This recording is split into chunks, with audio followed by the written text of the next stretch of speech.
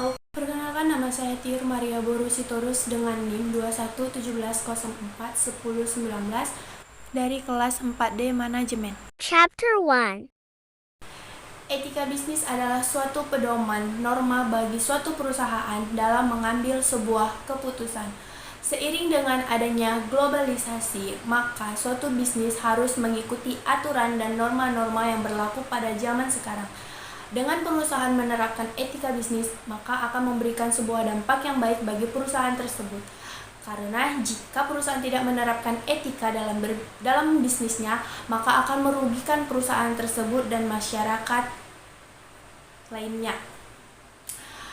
Adapun beberapa perilaku tidak etis di dalam berbisnis. Yang pertama yaitu lari dari tanggung jawab, yang dimana menggunakan wewenang yang dimiliki dengan tidak baik. Contohnya, yang seharusnya tugas yang ia kerjakan diberikan kepada bawahannya untuk menyelesaikan tugas tersebut.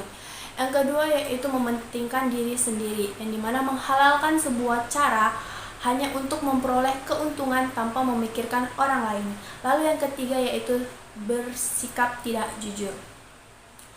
Di dalam sebuah perusahaan, bersikap jujur sangat diperlukan untuk kemajuan dari perusahaan tersebut. Adapun contoh tidak jujur misalnya PT Garuda Indonesia pada tahun 2018 yang melanggar kode etik dalam berbisnis, yang dimana memanipulasi tentang laporan keuangan, yang dimana memberikan sebuah dampak yang tidak baik bagi perusahaan tersebut. Sehingga di dalam berbisnis sangat dijunjung etika. Contohnya yaitu sopan santun, ramah, berpakaian rapi, jujur, dan selalu senyum. Chapter 2. Teori dalam etika bisnis. Dalam etika bisnis ada 4 teori. Yang pertama yaitu teori utilitarisme. Menurut teori ini, suatu perbuatan akan dikatakan baik apabila membawa sebuah manfaat ataupun faedah yang dapat dirasakan oleh banyak orang. Pembagian dari teori ini ada 2. Yang pertama yaitu utilitarisme perbuatan dan utilitarisme aturan. Kelemahan dari teori ini yaitu hanya memperhatikan nilai suatu tindakan dan kelebihannya itu bersifat rasionalitas. Teori yang kedua yaitu teori deontologi. Teori ini mengatakan nilai dasar baik buruknya sebuah perbuatan adalah kewajiban.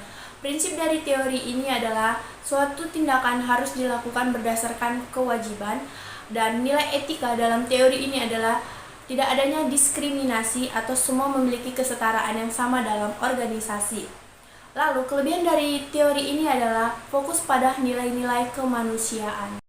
Teori yang ketiga yaitu teori hak. Teori ini menyangkut tentang martabat manusia, sehingga tidak boleh manusia manapun dijadikan korban hanya untuk mencapai sebuah tujuan.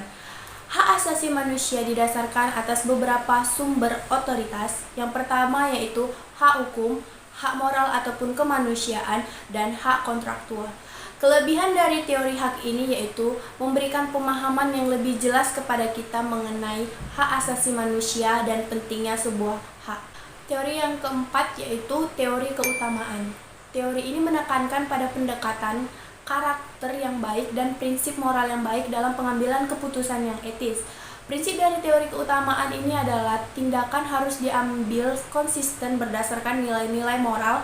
Dan kelebihan dari teori ini adalah menekankan perbuatan yang baik dan juga berdasarkan pada nilai-nilai moral dalam pengambilan keputusan yang etis. Chapter 3. Perilaku etis dan tidak etis. Perilaku etis dan tidak etis dalam kehidupan sehari-hari.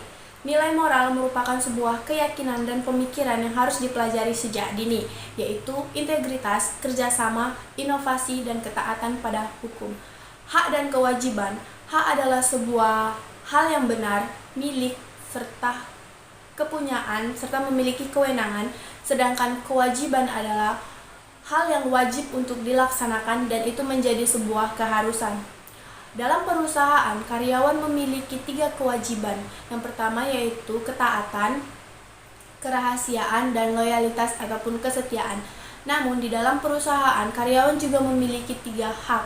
Yang pertama yaitu hak untuk mendapatkan keselamatan kerja, dan hak untuk mendapatkan cuti ataupun libur, dan hak untuk mendapatkan upah yang layak. Di dalam sebuah perusahaan bisa terjadi suatu perilaku yang tidak etis itu karena adanya seseorang yang memiliki perbedaan pandangan mengenai hak etika, yang dimana ia melakukan sebuah hal yang tidak etis hanya untuk mendapatkan keuntungan pada dirinya sendiri dan tidak mementingkan orang lain. Chapter 4 Era and Tuan Penerapan Etika. Arah dan tujuan penerapan etika bisnis. Pada tahun 1970, etika timbul pertama kalinya di Amerika Serikat dan cepat sekali menyebar ke belahan dunia.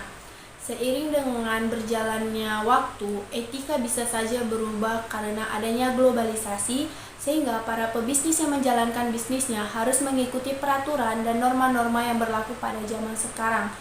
Misi dari etika ini yaitu untuk menuntun setiap para pebisnis untuk melakukan bisnisnya ke arah yang lebih baik dengan menghindari hal-hal buruk seperti penipuan yang dapat merugikan masyarakat banyak.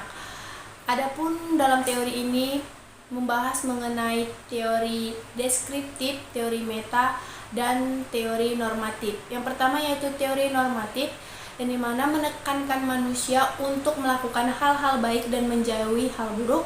Teori meta adalah teori yang menggunakan penggunaan bahasa untuk menunjukkan sebuah etika, dan juga teori deskriptif, teori yang ajaran mengenai perintah dan larangan untuk melakukan baik buruknya sebuah tindakan manusia. Chapter 5 Etika dalam Business International. Etika dalam bisnis internasional. Bisnis internasional berarti mendunia. Peranan etika bisnis dalam bisnis internasional sangat berperan penting karena yang pertama bisa menghindari konflik akibat perbedaan budaya, lalu yang kedua menghindari eksploitasi yang berlebihan oleh pihak perusahaan, dan yang ketiga yaitu melindungi norma yang telah disepakati oleh kedua belah pihak.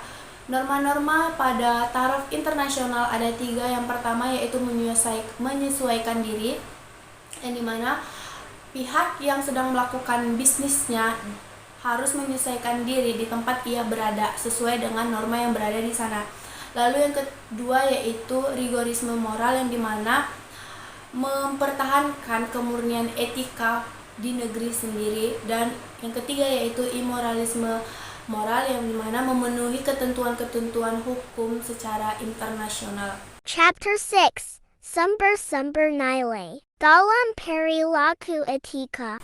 Sumber-sumber dan nilai perilaku dalam etika. Ada 4 sumber. Yang pertama yaitu agama. Agama merupakan sebuah nilai etika yang dikaruniai oleh Tuhan seperti saling mengasihi, jujur, saling menghormati, dan adil.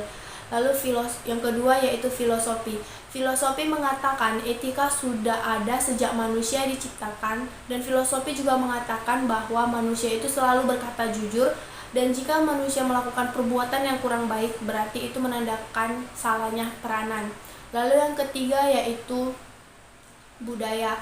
Budaya mengajarkan mengenai budaya kekeluargaan, kerjasama, dan eratnya kekerabatan. Namun ini masih dikaitkan dengan jalinan persatuan yaitu Bhinneka Tunggal Ika. Lalu yang keempat yaitu hukum. Hukum merupakan sebuah hal yang diciptakan oleh pemerintah untuk melindungi para masyarakat. Para pebisnis banyak menggunakan hukum karena mereka mengatakan bahwa hukum ini lebih jelas memberikan punishment daripada hal-hal yang lain dalam berbisnis. Baiklah, sekian dari pemaparan materi yang dapat saya sampaikan. Jika ada salah kata maupun perbuatan, saya minta maaf. Bye-bye.